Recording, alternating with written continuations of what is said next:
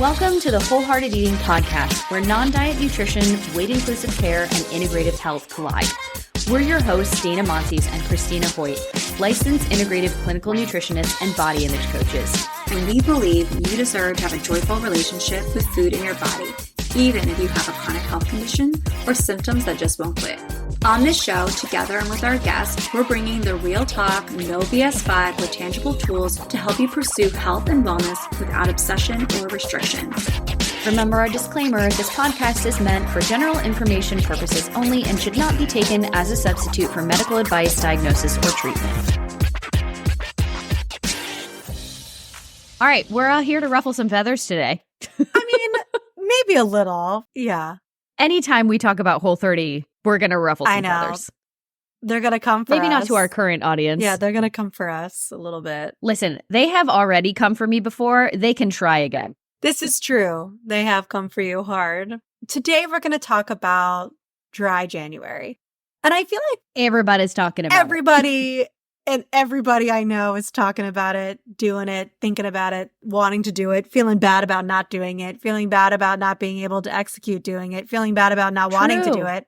It's just like all these things are feeling like less than. And you know what that sounds like? That sounds a whole lot like a diet to me, right? Like this like morality that gets built into it as a result. That's why we want to talk about this. There are a couple of reasons why we wanted to talk about this beyond everyone's talking about it, but it's giving very Whole30 about, I would say like the 2013 to like 2017, 18 Whole30 era when everyone and their mom either knew about Whole30 or was doing Whole30. Myself included. And by the way, this is not going to be a triggering episode for ED, DE people, so don't worry about that. But we wanted to talk about it because a lot of the marketing from literally everywhere that we are seeing is like, don't want to do a restrictive diet? Do dry January instead, which, I don't know, sounds very parallel to what Whole30 used to say, even though it is a very restrictive protocol. And it seems like, I'm sure it's the same for you, Christina, and probably a lot of the listeners as well, but like, I cannot do 2 scrolls through Instagram or any kind of social media or news that I'm looking at without getting something about like dry January or damp January from all of these different places. And it's understandable because January is definitely this time where it feels like the possibilities are endless for the new year. And it's, you know, this can sound very appealing for the people who really want to either do something or participate in something in January. And if you've been on this more non-diet, non-reset protocol thing or been thinking about it, this isn't dieting, but it's health focused. And if you want to be a part of something, it's like, ooh. But what we wanted to talk about is there's a lot of similarities between both the marketing, the execution, the like guilt and shame, and the like I should around Whole30 and dry January. There's a bunch of disclaimers here also that we will get into, but we just wanted to talk about that. Before we really jump into the meat of today's episode, we wanted to talk to you about some really fun, exciting upcoming changes that we have coming to the podcast. We wanted to share that this is going to be the last month of having 4 episodes live on the podcast feed. And now our last episode of every month is now going to be available in a Patreon exclusive alongside a lot of other things. But we wanted to just to explain why we're doing this, what inspired us to do this since you're on this journey with us. And we don't want you to think that we're taking something away because we're actually creating more. As you all know, we both have our own private nutrition practices. We are not full-time podcasters. We are what we would call like a homegrown podcast. Everything is done in-house. We don't outsource editing. Like anything. I do the editing. I do the production. Christina is our social media manager. Everything that we do is all us. All the outlines, reaching out to guests, like literally everything. We do it all. And I love doing it. As a result of that, we need help with being able to maintain and keep up with the podcast the way that we want to keep it up. And so what we're looking for is support from our most loyal listeners or newcomers and the people who are really excited and want to dive even deeper into it, a place in order to do that. And today's episode is kind of a little preview of one of the types of things that you will get in our last episode of the month. And then you'll be able to see all of our after the episodes, all of our bonus content, all of those different types of things that we're offering on Patreon. We're providing to you as a way for us to continue doing what we want to do and to provide more value to you guys as you dive deeper into this. In Patreon, there's so much more education and stuff that we go into that really provides you with an opportunity of diving deeper into your relationship with food and your body in a really safe container. And that's ultimately what we wanted Patreon to be, this really safe place for people to come who want to dive in more, who maybe can't do a one-on-one coaching session with us on a regular basis. They can dive deeper with us in Patreon. You know, we're not saying if we don't get enough support on Patreon, the podcast is going away. We're not saying that. You're still going to be able to get our regularly scheduled podcast episodes. You're still going to get all of the same content that you're used to getting already on the free feed. So we don't want you to think that our podcast is becoming a place that's all behind a paywall, that in order to get this information and get this education, you have to pay something for, because we certainly don't want that. It matters a lot to us to make sure that our approach is accessible to everybody. But we also need to know that this is not something that we're doing as a nonprofit business, right? Yeah. And right now we're giving a lot of our own personal money towards the maintenance and ongoing work of this podcast. This podcast isn't going anywhere. We are really committed to continuing the podcast, but we do need support in order for it to run at the way that we would love for it to grow and to continue to grow. So we'd love to have you come on over to Patreon and support the podcast and also dive a little bit deeper into your relationship with food and your body. All for the lovely cost of a little bit more than a cup of coffee a month. Just saying.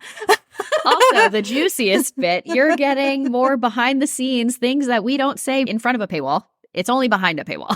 So if you want to know the tea, this is where to come. Come hang out with us today and every day. And every day. Okay, let's get back to the episode. There's a lot of disclaimers, right? We're not saying that binge drinking is a wonderful activity and that everyone should be doing it. And we just want to make that be known, right? We're also not saying that there's also nothing wrong with wanting or having the desire to reflect or reduce your alcohol intake. We also think that's a wonderful thing to observe, look at, check into, reflect on. And it is actually objectively better for your health to do so. It's like objective. It's objectively better to reduce your alcohol intake for your overall health, right? Also for your mental health. Like it can cross a lot of barriers here with that. So we think that Dry January is a wonderful opportunity to examine your relationship with alcohol and can be used in a really beneficial way. If you are looking back and thinking to yourself or having reflections like, man, I feel like I drink a lot and I feel like I use alcohol in like a weird way, this might be a really great opportunity for you to feel not alone in kind of taking a step back from alcohol and kind of seeing where it's going and what your relationship with it is. And all we're trying to say in this episode is that we do find a lot of parallels between a binge restrict cycle of something like a Whole30 and with Dry 30 or Dry January. I started calling it Dry 30 because I think one of the things that in every kind of protocol or thing like this where we're taking something away, what are we doing about when we're reintroducing these things, right? What is the buildup for that? And I think a lot of times what makes these types of things like Dry January so like kind of like look a lot like and feel a lot like a diet is because sometimes it can really reinforce this idea of restriction and that the only way to examine your relationship with something or make some type of change or adapt to a new type of habit that you want to do or anything like that, you have to remove it entirely for an extended period of time in order to do that type of reflection and look at, right? And I think it kind of reinforces this. And I can't tell you probably how many of us, probably raise your hand if you're listening and you relate to this, that not only are you doing dry January, but you're also like, I'm going to overhaul my entire pantry and I'm going to do all these other things too. And then there it kind of gets built into and clumped with this idea of, I have to be doing all of the things and removing all of this stuff in order to be healthy. Yeah. And it's really interesting because I think it's a cultural issue is like the big thing here, is one of the big things here, at least because we're recording this about mid-January, right? And I'm already seeing the memes and all the things that are like, oh, I like sad girl January because I'm doing dry. I was going to say dry 30. Christina, it's in my brain now. Because I'm doing dry January, or like, oh, me like looking sad all over my friends who are like not doing dry January, or like LOL who already broke dry January or whatever. And it's reinforcing this idea that you can't be social and you can't have fun and you can't do a whole bunch of these other things unless you have alcohol, which is a big part of the let's examine our relationship with this. Because I think what a lot of people do in dry January, similarly to how I observe people doing with Whole30, or when you're doing, even therapeutically designed elimination protocols for gut stuff or thyroid or whatever, people basically just like hunker down in the bunker of their home and they're like, I'm not going out for a month because I'll be too tempted and I'll have to have a cocktail, or like I won't be able to control all of these different inputs around me and it's just not going to go well. And it's like, okay, here are different things that we can examine, right? And I think the one disclaimer we forgot to talk about is like, we're not talking about alcoholism, obviously, where you need to work with counselors and work on abstinence and other stuff like that. And I think dry January can be a really interesting tool to help you examine your relationship with alcohol. But the interesting thing is it's not just the 30 days where we're examining things, right? It's the before and it's the after. And this is where we see a lot of the parallels with something like Whole30, because I can't even tell you the number of Whole30s that I've seen people do. And I had done myself in the past where it was like, oh my God, we're starting on this day. Like we're having a Super Bowl party the day before, or we're like gorging ourselves on whatever, because I'm not allowed to have this for the next 30 days. And then for a lot of people, I would say the majority of people, what are you doing on day 31? If you're planning to go to a boozy brunch, or planning to basically like celebrate with the thing that you were eliminating, it is really simple to not just let that slip, but just to you take one step forward and it's like, whoop, all of a sudden we're in this binge restrict cycle and you've eliminated something for 30 days. And now you're like, oh my gosh, I feel like I've made no progress. And people go into a dry January with like a lot of different motivations and a lot of different intentions, and a lot of different like, oh, am I like just doing this because I want to lose weight? Am I doing this because I want to sleep better? Am I doing this because like I just want to see if I can cut alcohol out for 30 days? There's a lot of different ways that people kind of find this entry point. But we find that the thing that is missing is really the examination, right? Of like thinking about, why am I doing this? How am I feeling during that? What can this tell me about my relationship with alcohol? And then what am I going to do with that information going forward? Yeah, I think one of the things that is hard to ignore too is how deeply entwined our relationship with alcohol is with our relationship with food. And a lot of times I find that like when we have, a complicated relationship with either one of them, they can kind of play off of each other. I know we've talked about this before, Dana, like you've talked about this. I've talked about this from like a parenting standpoint, like the whole mom culture, which like wine culture with parents and stuff like that, and all of that stuff too. But I think that there is this idea of like, okay, I think some people understandably are thinking about, well, if I've removed this variable of alcohol, maybe that will have an impact on my binge-like behaviors or when I feel out of control because drinking is often like an opening for kind of like eating all the things or doing all this kind of stuff. And so you feel like they're intertwined together. And I think that sometimes that's also like a really understandable reason for wanting to maybe participate in something like Dry January, because you feel like it is going to have this offshoot effect on the way that you're interacting with food. But I think we're missing the point if we're only spending the next month. It's almost like kind of like throwing gasoline on a fire, right? Like it's already burning. There's already embers there. And we know that more restriction leads to an inevitable pendulum swing in the other direction. And so I think what's going to happen, like what can happen is it's almost like this perfect storm where you're restricting something like alcohol that is like your gateway to eating behaviors that make you feel physically uncomfortable and emotionally uncomfortable. And then you go back to alcohol and then those behaviors come back, and it almost like in a way reinforces the idea that alcohol is the problem. Where, yeah, for some people it might be. Some people might do a lot better, not drinking and being sober and being, or having a damp kind of life and not having an alcohol focused life. I am one of those people where I love not drinking. A damp kind of life sounds so weird.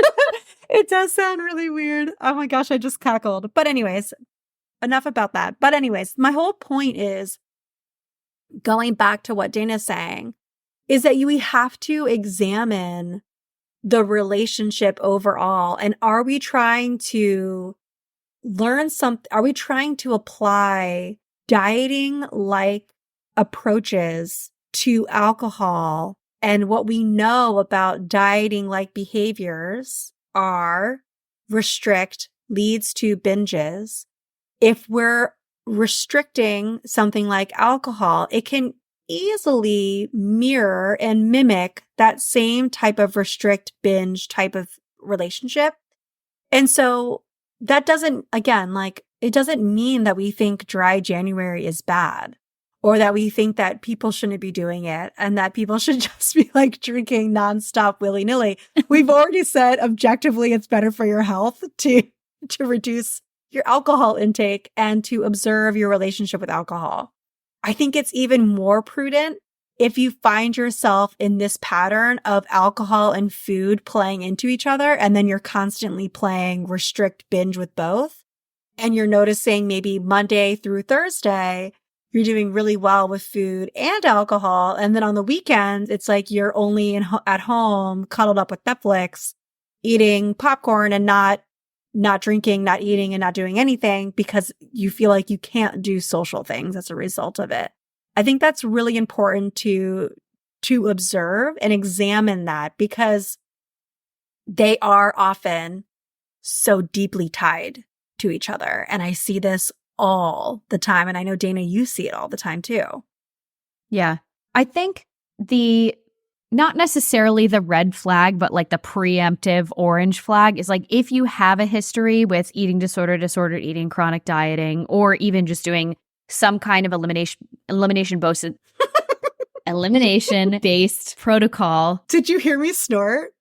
Please keep it on. That's so funny. I just snorted, you guys.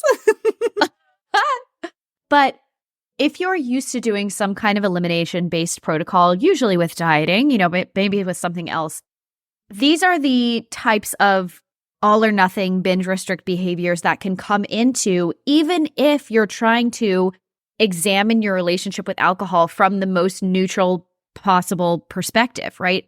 We're going to emphasize this over and over. We're not saying that either examining your alcohol intake or reducing your alcohol intake is inherently a bad thing. It's not, right? But when you are used to bringing in these perfectionist behaviors, plus paired with the kind of superiority morality clause or whatever that goes in with dieting or doing a restrictive protocol, the whole like, oh, I could never do that, good for you kind of thing.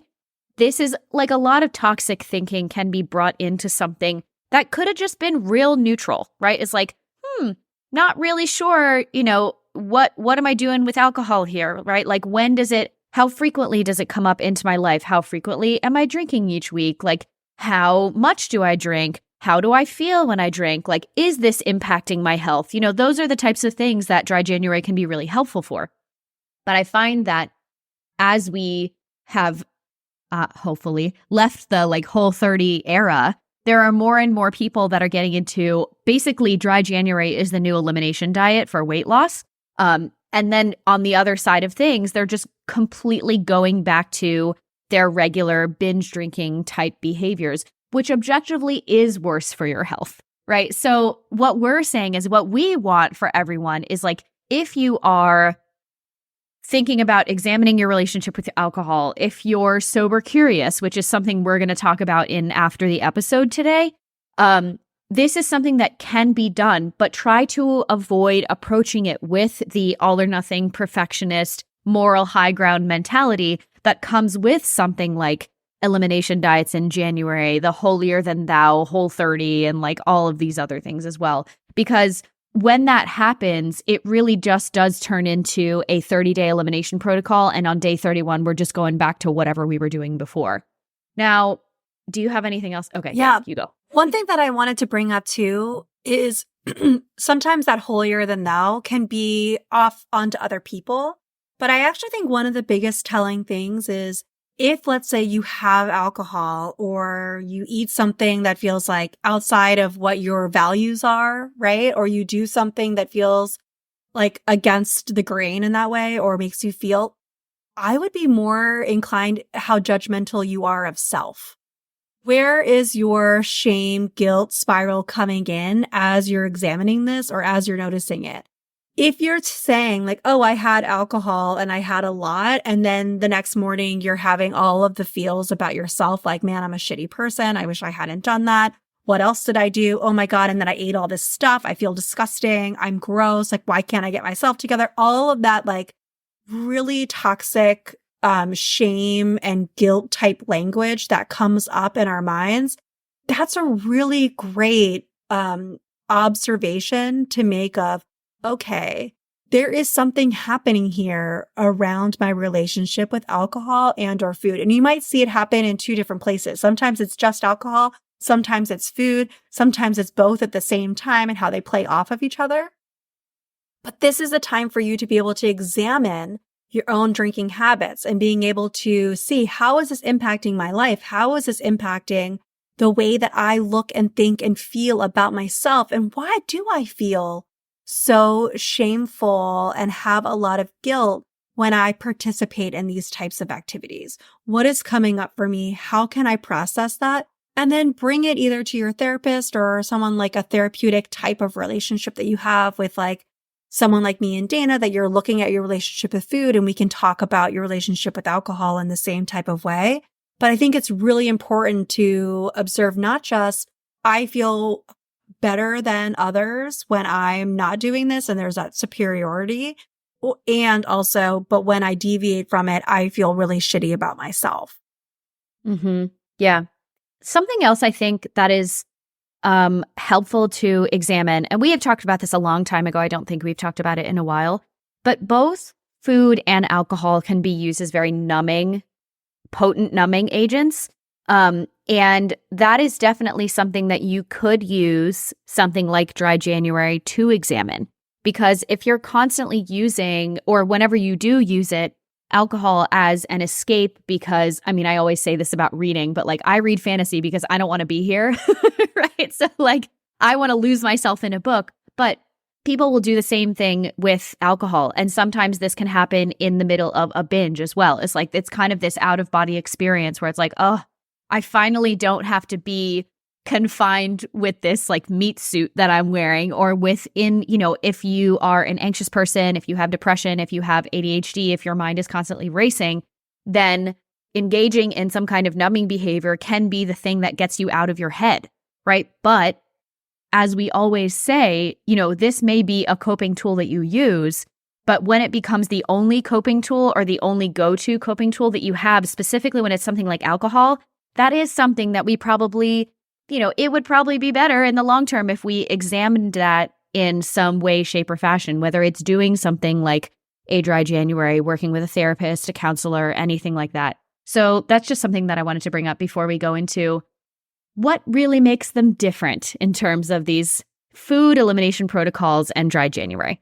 Well, I mean, I think the main thing is that dieting is a culture, and not a culture, a business, right? It's an industry that makes a lot of money off of you, right? The alcohol industry is losing in dry January, losing money off of you. So they're not, like facilitating this, but the dieting industry is a industry, and so when you're doing something like a diet protocol, they're directly benefiting from that. Do I think they're also possibly benefiting from dry January? Probably, in some way, shape, or form, right? But I think that's one thing that makes them very different, right? Is that also another thing that I feel like makes them kind of different too is that, when it comes to things like dry January, it's only one thing. Whereas, and there's no one telling you, there's no business or organization or individual telling you all the things that you need to give up and what you can't have. It's really just that one thing, which I guess is like, whatever, not that dissimilar from a diet, but for some reason it feels slightly different, which I guess people might relate to that. But yeah, that's one thing that makes them different. And the other thing is it's kind of objective that alcohol reduction is better for your health. Whereas a lot of these diets, like, dude, we've proven time and time again that it's not really objectively better for everyone. And I might even say in some cases, in most cases, it's objectively worse for you to follow dieting protocols over and over again. Yo-yo weight gain and loss has been shown to be way more detrimental to your long-term health than being one size and staying that one size. But we do know that reduction of alcohol intake is objectively better for people. So that's, I think those are the two main things that I can think of. Do you have any other thoughts? Dana does. Yes. Please dive in. I'm trying to decide how much of this I want to save for after the episode. But I mean, I'll talk about Whole30 until the cows come home. Yeah. I mean, when Christina was mentioning, like this is an industry, this is a business, it's interesting because when you look at the different types of diets that are out there, there's things like intermittent fasting, there's things like keto, there's things like paleo, but there's no like one person or one kind of conglomerate that is like the face of those. And it's like, we're doing the keto January or we're doing the keto blah, blah, blah, whatever. Like there's a bunch of different subsets of those different diet protocols. But this. Yeah. I mean, when you look at something like Whole30 or, one that was going on for a long time was like the 21-day sugar detox or, any of these things that are like one singular organization or something. Weight Watchers. At the end of the day, they are a business. And if you don't keep buying their cookbooks and doing their things, they go out of business. So the way that they keep their business afloat is like, everybody couldn't just do a Whole30 in January and then we all forget about it for the rest of the year and they still stay afloat as whatever amount of hundreds of thousands of dollar business that they are. So it's like, oh, like we're going to do Whole30 January. Oh, by the way, like we're also going to do it for May because you need a reset before the summer. Oh, and by the way, we're also going to do a global Whole30 in September because you need to reset for the beginning of the school year. Oh, and then by the way, if you ever feel like you're feeling out of control with food because you're not eliminating all these things all the time or you've gone on vacation, oh, you can just do a 7-day reset or you can do a 14-day reset. And I obviously have a lot of issues with this, but from the business perspective, if you think about it that way, that is the only way for them to stay afloat. So they are not an objective party to your health. They want your money. And this is, this is Whole30. This is also a whole bunch of other things. It's not me just jabbing at Whole30, but I will continue to do that until the cows come home. But also, a point about that is a lot of these different elimination diets that are time-based and elimination-based, especially if they say like, oh, this is to, work on your relationship with food. Well, what are we doing to work on our relationship with food? well, what are we doing? And also, why are so many people coming out the other side with binge eating and a lot of eating disorder type behaviors and lists of fear foods that they now can't eat without having either a lot of fear or a heightened nervous system response or a lot of GI issues after that because we've cut it out for 30 days. And this is not to say, again, disclaimer on disclaimer on disclaimer, right? Like there are a lot of people that have done one of these elimination protocols and they're like, wow, I never noticed before, but I have noticed that I get disaster pants every time I eat, broccoli or like Greek yogurt or something, which I didn't know until I did this protocol. Cool. That's not a bad thing, right? Like that's one way that you were able to examine the way that your body interacts with that food. It's just all this extra stuff that makes it all very muddy. And which, by the way, it's not objective. If you want to hear, yes, it's not objective. If you want to hear like an hour long why I quit Whole30, that's going to be, well, it's already posted on Patreon. We're going to start doing these things where we're posting episodes from the vault. So a little bit of an admin background. If you didn't know, if you go on Spotify or Apple Podcasts or like any of these kind of podcast feeds or catchers, you can really only see the last like 100 episodes. And we have 300 episodes of this podcast almost when this is coming out. So what we're going to start doing is instead of those just being lost in the ether and never being able to find again, we're going to start posting them in our Patreon community. So if you want to hear the in the moment 2018, why I quit Whole30 and the issues that I was seeing from within it, it'll be linked in the show notes. Yeah. You're welcome to go check it out. Yeah. I mean, I think also too, I think you can listen to that and kind of take note of your motivations behind Dry January, why you're doing these things too, and maybe how it might mimic that.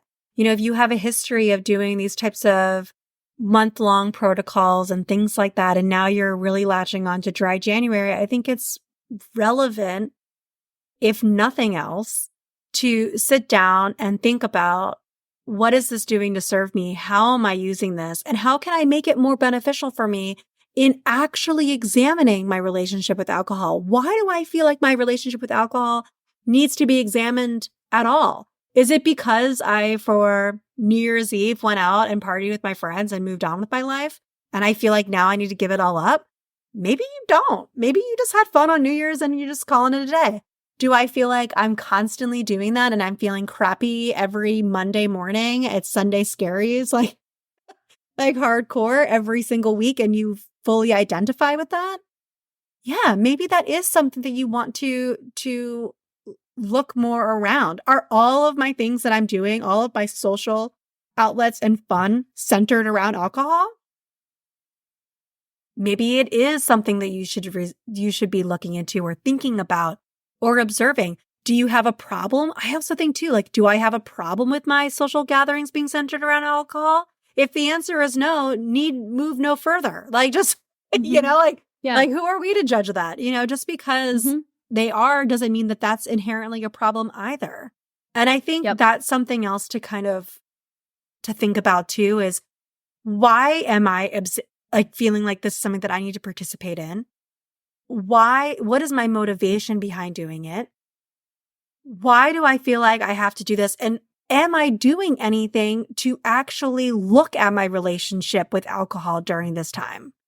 Or am I just cutting it out and then fully expecting to go to boozy brunch with all my girlfriends and have a damn good time? If you are, that's cool too. But if you're actually looking to examine your relationship with alcohol, this is a really great opportunity to actually do that.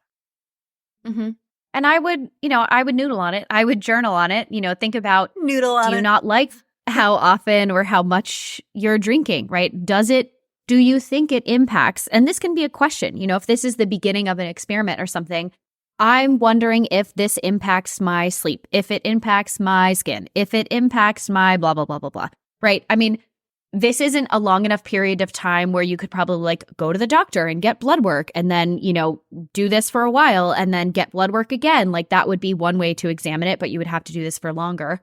But you could also think about, do I use alcohol as a numbing agent? Like how often does that happen? Do I feel like I can't be social without alcohol? Is the thought of doing a dry January extremely intimidating for you? And if so, like what is coming up during that process? Because, we've mentioned this a couple of times that you don't have to do a dry January to look at your relationship with alcohol. You can plan more events with friends that aren't alcohol related. Heck, we've even been seeing articles come out in like Washington Post, New York Times, like all over the place that if dry January is too much, like you can do what they're calling like a damp January, which I don't really know what the exact parameters of that are, but it sounds like drink a little bit less, which is still advantageous for your health. One thing I did want to bring up though, which this is a parallel that we do see with elimination diets, is a restrictive plan, whether it's for alcohol or food, can kind of backfire in the sense that it can make you more aware of alcohol and make you want to drink more. So Christina and I had both mentioned this before, is like whenever we had done some kind of like, whether it was, I don't think I've ever done a dry January, but maybe it was like, oh, I'm not trying to drink as much, or, well, I think when I did Whole30, I didn't drink, right? Like that was a whole yeah, part that's of it. true. Every elimination diet I ever did was always, there was always a dry aspect of it too. Yeah. But the interesting thing that happens is even if you are not someone who drinks during the week or drinks very often or whatever, if you have this old eating disorder, disordered eating, chronic dieting, weight cycling, anything type of brain, then the thought of restricting something is like, ooh, no. Like, we don't want to do that. And it's kind of like when you go on a diet and you're like, oh, I'm not allowed to eat chocolate or potato chips. What are you going to be thinking about all the time? Chocolate and potato chips. Even when, if you are not a person who drinks consistently or often or anything like that, now you're thinking about alcohol way more than you were before. So that's just something to notice as well. Yeah, no, I think that's such a good point too, is that kind of like the more you restrict, the more you think about that one item. And I think that's something that we can observe in our relationship with food and with alcohol. And I think that's another parallel to how this can show up and how it can feel a lot like elimination diet. And I don't think that necessarily means that you're addicted. No. Right? It's also just like what you restrict, you obsess, And I think that's something to kind of consider and think about. And I don't think that you need to jump to a conclusion that you're now addicted to alcohol and you're out of control around it just because you're having those things. If you are identifying with that and noticing that and feeling that way, this is an opportunity for you to go and talk to your therapist about it. Like, talk to someone who can help you unpack all of the complicated feelings that you have that are coming up for you and work through that.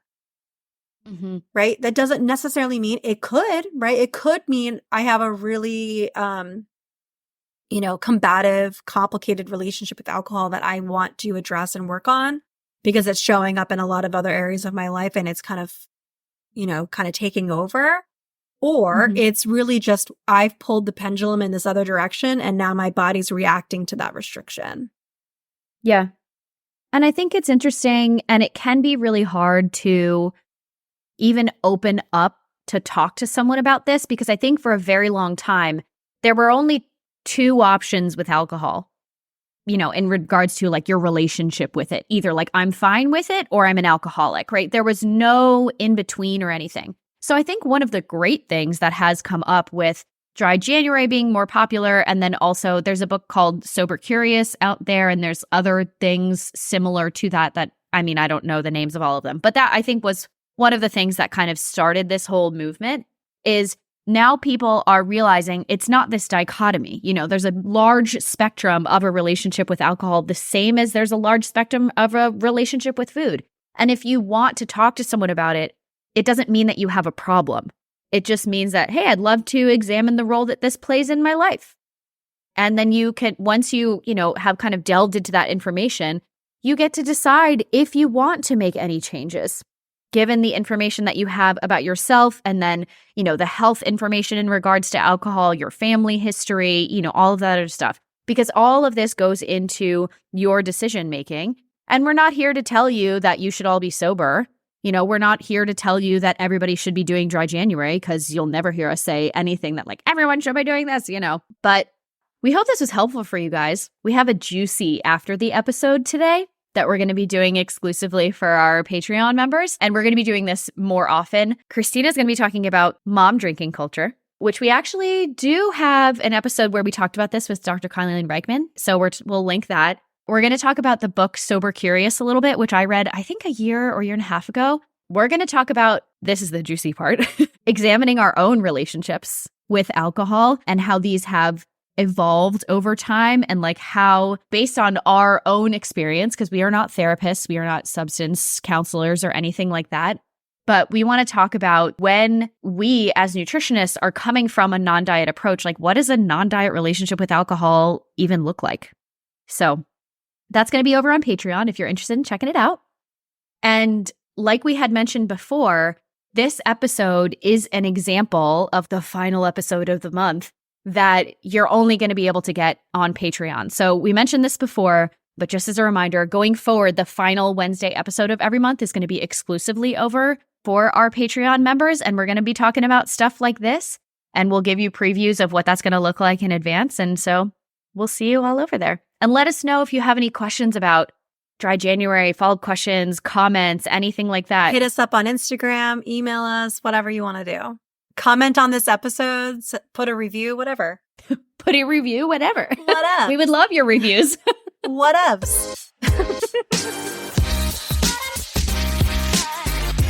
Hey friends, it's Dana, and thanks so much for listening to the Wholehearted Eating Podcast today. Find us on social media at Wholehearted Eating Pod on Instagram and at wholeheartedeating.com for more information about working with Dana and Christina for one-on-one nutrition counseling. If you love the show, we would love you forever if you'd share an episode with your family and friends, or tag us on social media, or leave a 5-star rating or review wherever you listen to podcasts to help more people find the show.